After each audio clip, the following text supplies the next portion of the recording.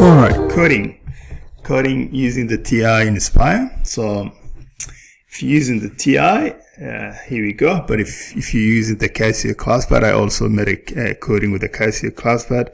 So this will be a series of coding that I will be recording using the TI and the Casio ClassPad, depending on which one you're using. So all this formulas saved in your class will save you a lot of time, especially in the examination and also in the SAC as well, if that is the specific formula you may require to use.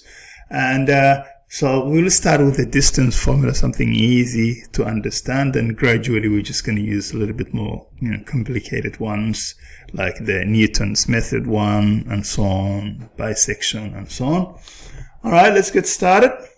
So now to code the distance formula, we definitely need to use the menu, press menu, and your next step will be number 9, and program editor, number 1. So we're dealing with the distance, we're just gonna call that this, and select function, and library access, the private, and we'll press OK. So now, because the distance formula has got variables, so you have got x1, so it's the beauty of the TI. So y1, x2, y2.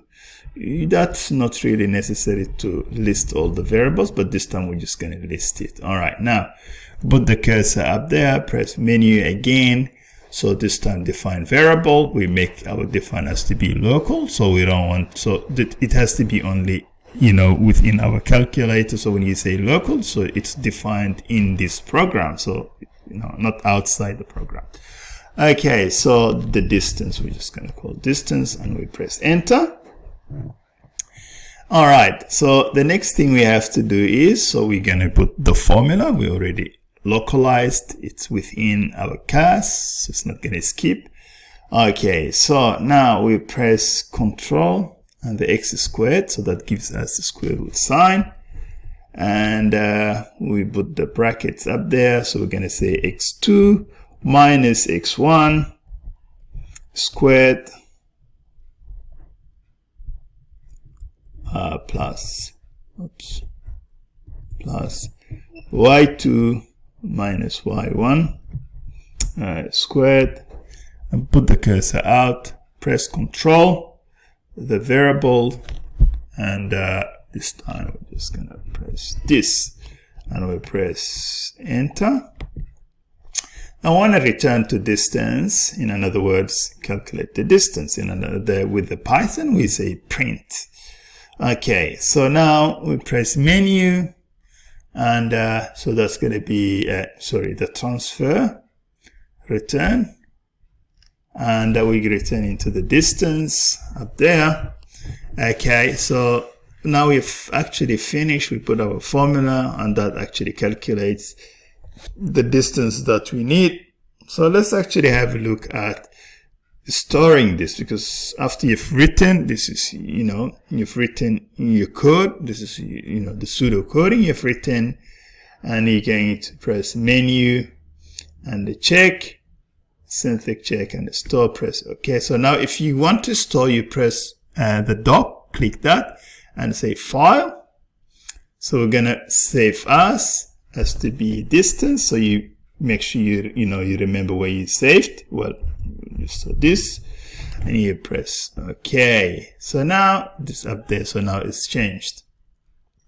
And remember that if you if you want to run, and if you want to see whether that one is working, so you press Control and the Control R, and I'm going to put few values and see if that's going to work, and let's see. So we're going to press them. So we're going to put x1 has to be 9, x2, then I'm going to put x2, that's the x2, y2, and you press enter. So that is what you get.